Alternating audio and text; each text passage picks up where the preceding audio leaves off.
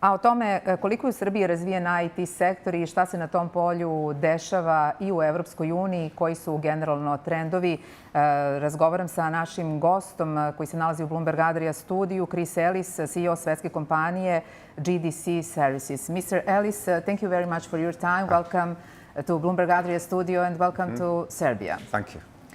How would you rate the development of the IT sector in Serbia in recent years? In recent years, development of IT sector in Serbia has been huge. It's been like 30% growth year on year, currently maybe 1.7 billion.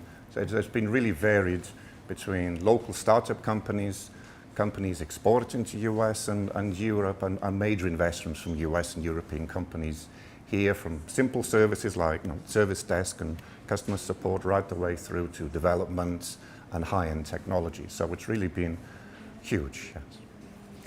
What has been happening on that European Union about IT sector also in recent years?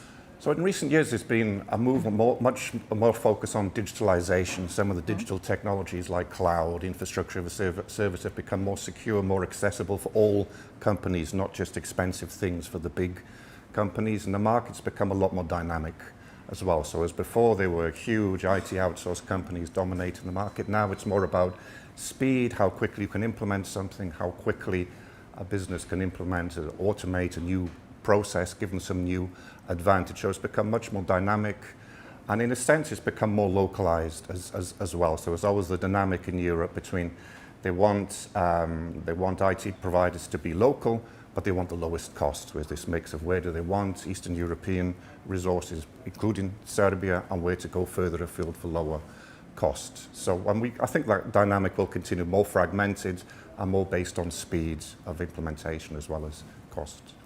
What is the potential of Serbian IT companies?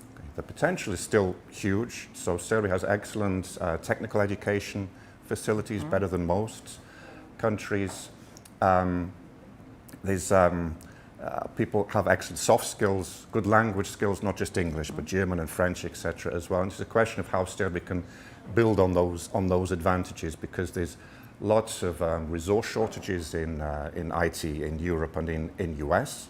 And that's also especially the case now in some of the EU countries, which have traditionally been lower cost centers for Western Europe. So if Serbia can overcome that and develop its own resources, then potentially is quite big, as I said. So for smaller companies, more localized, being closer to Europe gives Serbia a real advantage over more traditional players, let's say from India, for example.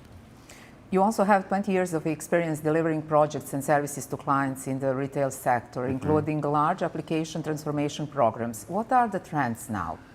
Well, IT in retail is always interesting. Retail is a very different place for IT. There's lots of regulations. Everything needs to be done extremely quickly at the lowest possible costs. So really, retail is still a growth industry in nearly all countries. Will always need it, and a lot of it now is about a couple of things. One is about like omni-channel. So how do we integrate the in-store experience and processes with everything that the store is doing online, and also just how do we use the data that retailers have, the way that they work to gain advantages in small sort of digitalized, personalized shopping services, those kinds of things, to differentiate against the competition. Can you tell us how fast is the IT sector developing in the Adria region, and what do you think needs to be improved? Okay, so the Adria region is developing quite fast. I can see there's several large programs from EU and locally to implement more digitalized services in municipalities, and this is all across ex-Yugoslavia. So I can see there's a lot of investments, and I think we need more IT companies in those regions, more companies looking at the local market as well as looking at exporting their services. Do you have some advice for IT sector in Adria region? Okay, well, I've come to Serbia quite recently, so maybe it's not my place to give anyone advice. I think there are great possibilities, and think to be ambitious, focus on what is your niche, your product, and try to work with your people to develop your people. So even in Serbia, there's a big battle over experienced resources, but what companies really need is a long-term plan.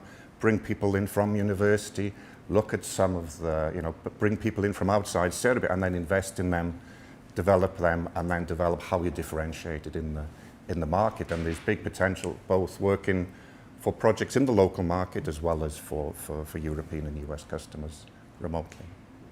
Mr. Ellis, thank you very much for your time. Thank you.